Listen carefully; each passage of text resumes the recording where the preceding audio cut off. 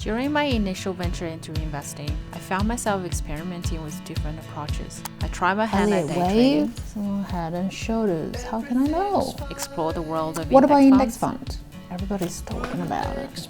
Index funds. Now, an index fund is something like the S&P 500, and when you invest, S&P 500?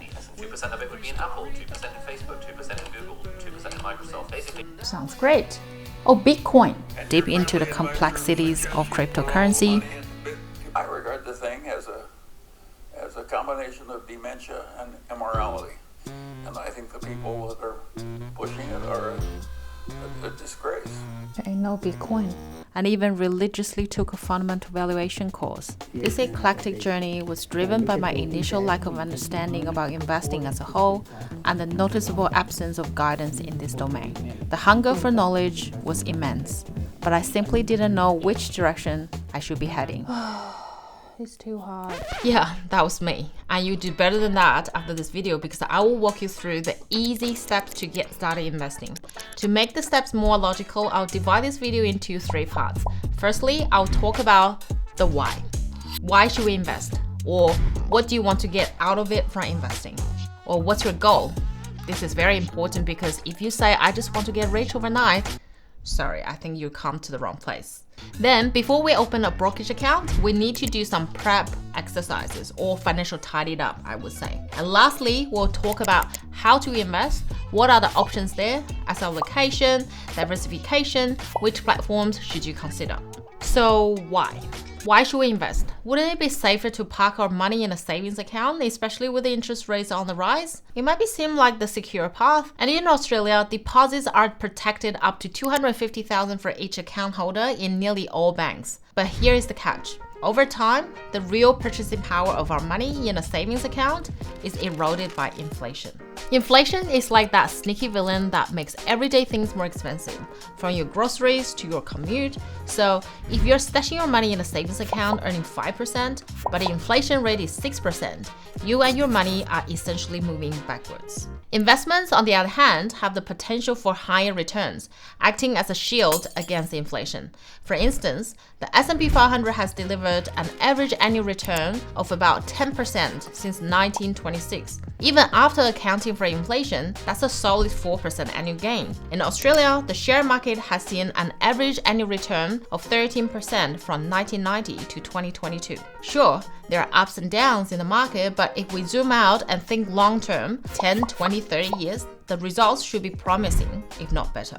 Investing isn't just about keeping up with inflation. It's a tool to achieve other financial goals. Maybe it's about creating a portfolio that generates passive income, giving you more control of your time. Perhaps it's building wealth to pass down to the next generations. Whatever your goal, investing is a key player in the game of long-term financial success. Now that we're on the same page about why investing is a smart move, it's time for a bit of financial tidying up before we dive into the world of investments. Step number 1, clear your consumer debts. Here's a golden rule.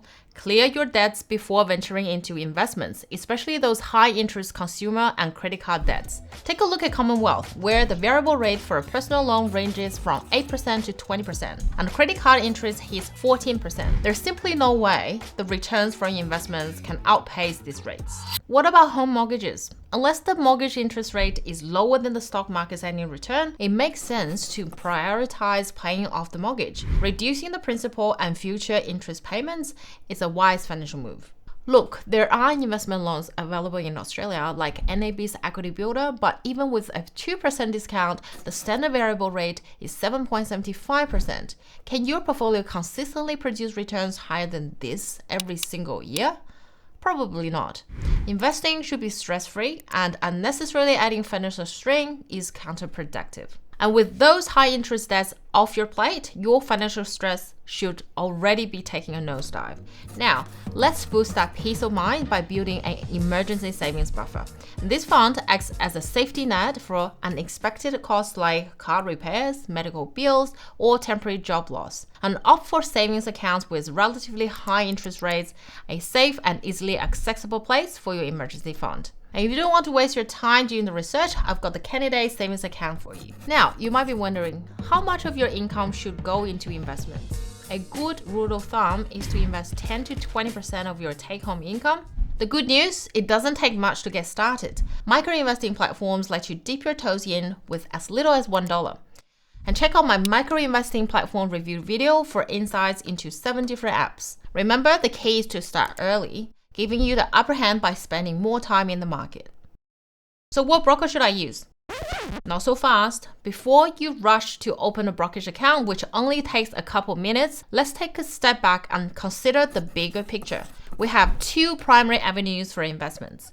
Superannuation, our retirement fund in Australia, which has huge tax benefits. Contributions and earnings within super are taxed at a flat 15%. Compared to the potentially higher marginal tax rate on your regular income. Withdrawals are tax-free in the pension phase. Super options include industry funds, defined benefit funds for government employees, retail funds from banks, and self-managed super funds. And you can build an investment portfolio outside of your super, either under your name, under family trust, or through a company.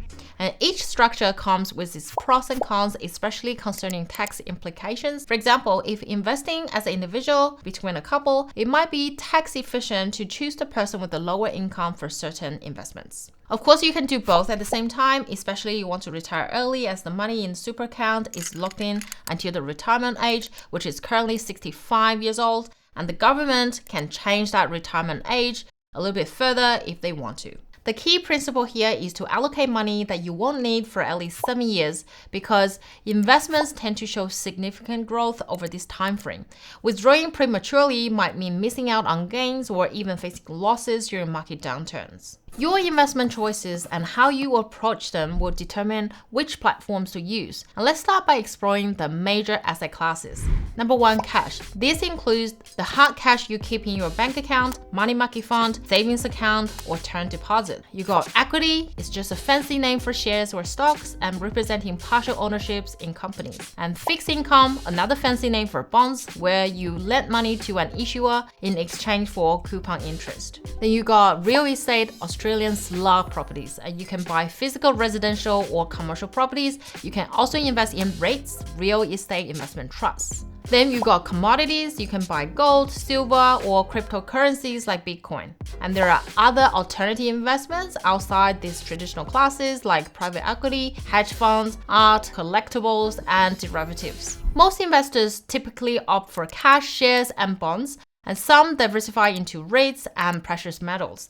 And how about mutual funds, ETFs? Mutual fund is a company that pulls money from investors and invests the money into above asset classes. An ETF, exchange traded fund, then structure that mutual fund and enable it can be bought or sold like any share on the stock exchange. So mutual fund and ETF are just packages, structures, not new asset classes. For example, IVV iShares S&P 500 ETF traded in Australia. This fund buys the top 500 of the large cap US stocks. In terms of asset class, it is an equity fund as it only invests in shares. In terms of actively or passively management, it is a passive index fund because it passively follows the S&P 500 index, which is widely considered a gauge to the US stock market. Now, if you're starting small, consider micro-investing platforms where you can invest as little as $1. For a more hands-off approach, explore robo-advisors. And many investors, however, end up opening a brokerage account. With over 30 online brokers available to Australians, choosing the right one can be overwhelming. I've compared 12 brokers, highlighting key considerations, and you can find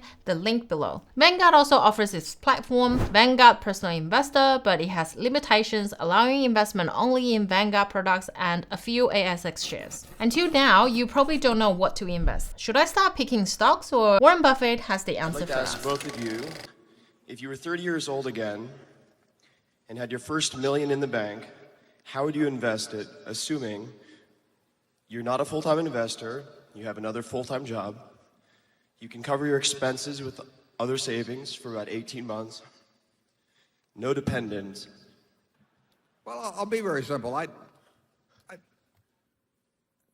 Under the conditions you name, I'd probably have it all in a very low-cost index fund, and it'd probably be, might be Vanguard, somebody I knew was reliable, somebody where the cost was low, and because you postulated that you're not going to become a professional investor, I would recognize the fact that I'm an amateur investor. But if you don't have any rational prospects of being a very skilled professional investor, well, of course you should compromise on some simple thing like an index fund. Yeah, and that you will not get that advice from anybody because nobody gets paid to give you that advice. And so you will have all kinds of people telling you how much better they can do for you than that, and how if you just give them a wrap fee or give them commissions or whatever it may be, that they will do better, but they won't do better. On average. Okay, index fund. What is an index fund again? An index fund is a fund that invests in asset classes that are included in the index they track, and there are hundreds of different indices. The index fund Warren Buffett mentioned is the broad market equity index fund, which is typically considered the gauge of the stock market performance in that country. So in the US, the most popular index is the S&P 500 index, which includes the top 500 of the large cap companies in the US. In Australia, the broad market equity indices are ASX 200 and ASX 300. Again, I have compared ETFs that track both of these indices that you may want to check out after this one. I'll put the links down here. Now, the question, how much should I allocate? Should I buy more US index fund or Australian index fund? Asset allocation and diversification need a deeper dive, but a lazy portfolio setup video I made could provide you some inspirations. And Australian investors tend to have home bias that we only invest in Australian stocks. To give you an idea, Australia has less than 1% of the total number of stocks and 2% of the global stock market in value. On top of US, Australian markets, there are emerging markets, other developed markets like Europe, Japan, and UK. With index funds as your core portfolio, you secure average market beta returns. If you crave additional alpha returns, you might consider adding individual stocks later on. Once you start investing, congratulations! You joined the 51% of Australians who hold investments in addition to their home and super funds. If you enjoyed this video and curious about the mistakes that I made during my investing journey, you can find the video here. Happy investing! My name is Irene. I'll see you next week. Bye.